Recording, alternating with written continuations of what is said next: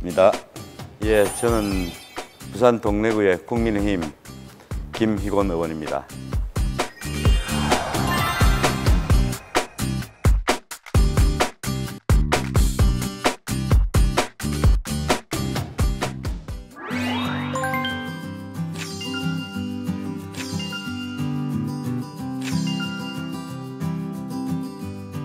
제가 정치를 시작하게 된 계기는 박관용 의장님 국회의원 선거를 대학생 때 후배들과 함께 운동에 뛰어들었습니다. 박관용 의장님이 저한테는 정치적으로 아버님과 같은 분인데요. 한마디로 표현하기는 정말 워낙에 큰 어른이고 큰 산이죠.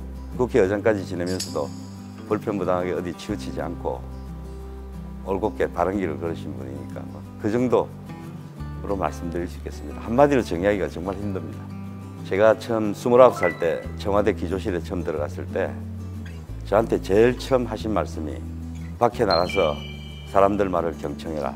그리고 많이 듣고 내한테 와서 가감없이 시중의 이야기를 전달해달라. 그 말씀을 첫 임무로 주셨습니다. 그 이후로 저는 누구의 말이든 아무리 사소한 말이든 경청하고 또 경청해야 한다고 배웠습니다. 그게 제 정치적인 첫 번째 키워드이고 계기가 됐습니다. 김진복 의원은 저한테는 정치적으로는 박관용이랑 큰 산 밑에 같이 일을 한, 물론 청와대부터 시작해서 국회 보좌진으로 같이 근무를 했는데요. 큰형님입니다, 한마디로. 동래구청장 시절에는 운동화구청장이라 할 정도로 부지런히 주민들 속으로 파고들었습니다. 그리고 주민들과 늘 소통하고 공감하는 사람이었습니다.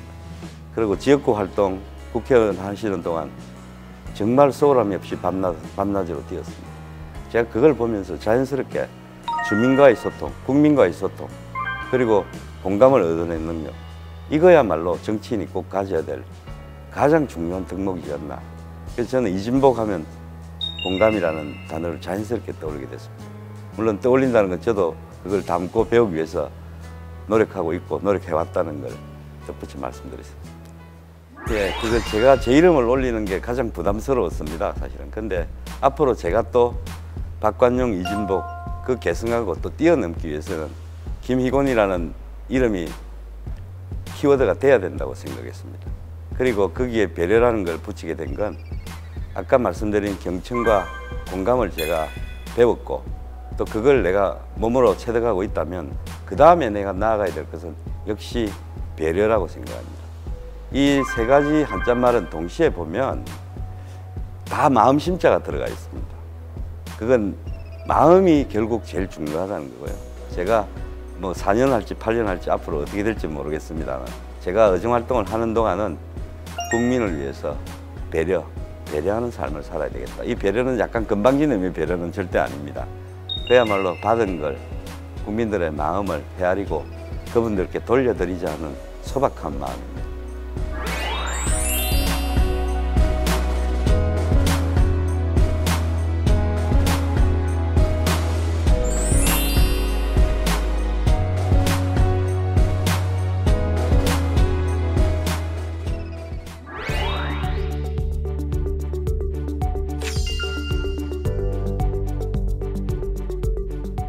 이건 박관용 의장님 말씀으로 대신하겠습니다. 역시 정치적으로 아버지한테 배운 거니까요. 정치는 상대적 약자, 서민들, 그 사람들의 흐르는 눈물을 닦아주는 게 정치다. 한마디로 그렇게 저한테 정의하셨습니다. 저는 그 말을 제 가슴 속에 뭐 금박옥조처럼 새기고 있습니다. 그래서 저도 마찬가지로 선거 때 또 많이 들었던 이야기들이 자영업자, 소상공인, 가뜩이나 뭐 주 52시간이다, 뭐 아니면 최저임금이다 이런 거 때문에, 그다음에 코로나 때문에 너무너무 힘들어하는 걸 보면서 같이 눈물을 흘린 적도 많습니다. 이 사람들을 위해서 좀 실질적이고 근본적으로 도움이 될 수 있는 걸 찾아야 되지 않을까. 지금 제 머릿속에는 그 생각밖에 없습니다, 사실은. 거창하게 내가 개인적인 어떤 걸 구하고 그건 좀 미루어 놔도 될 것 같습니다.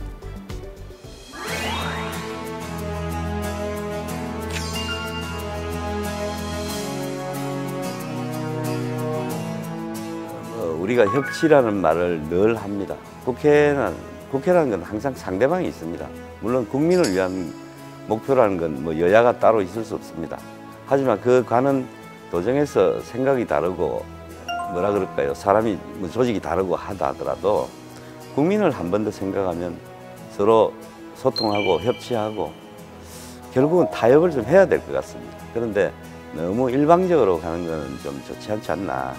그래서 새해에는 바람이 있다면 여야가 좀 싸울 건 싸우더라도 그렇지 않은 분야에서는 좀 합의하고 타협하는 정신을 가져서 역시 그렇게 가져가는 게 제일 중요하지 않겠나. 우리가 만약에 180석이 된다 해도 역시 그렇게 해야 되지 않나. 누군가 한 번은 끊어줘야 되지 않나 그런 생각을 해봅니다. 그렇게 해야겠다고 생각합니다.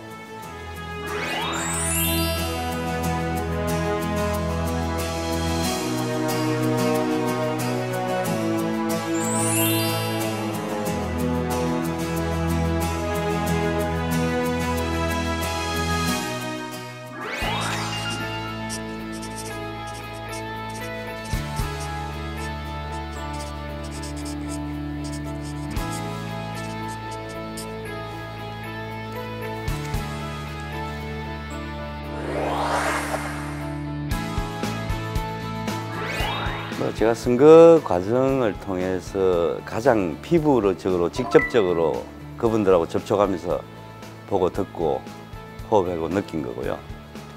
결국 어떤 정책들이라는 게 아무리 좋은 정책도 상대적으로 이 정책 때문에 피해를 보는 쪽이 있습니다.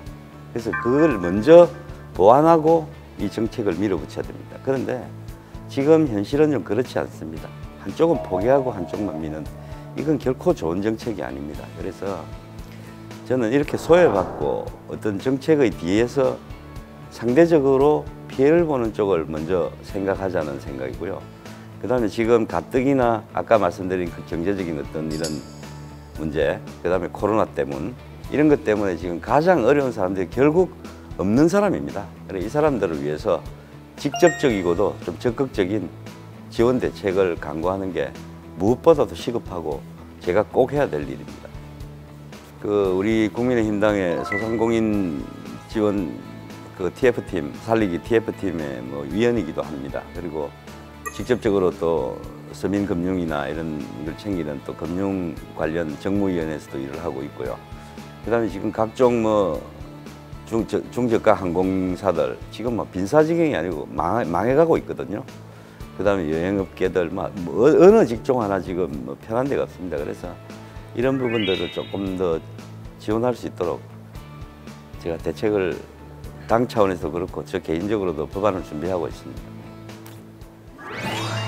우선 4년 뒤 저한테 이야기를 한다고 생각하니까 참 어색하긴 합니다. 우선 4년 뒤에 저한테 수고했다는 말을 하고 싶습니다.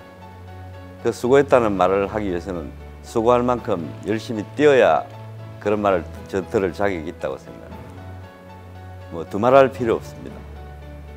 저를 뽑아주신 동네 국민들한테 부끄럽지 않는, 그리고 정말 열심히 뛴 믿을 만한 정치인이었다는 그 말이 꼭 듣고 싶습니다.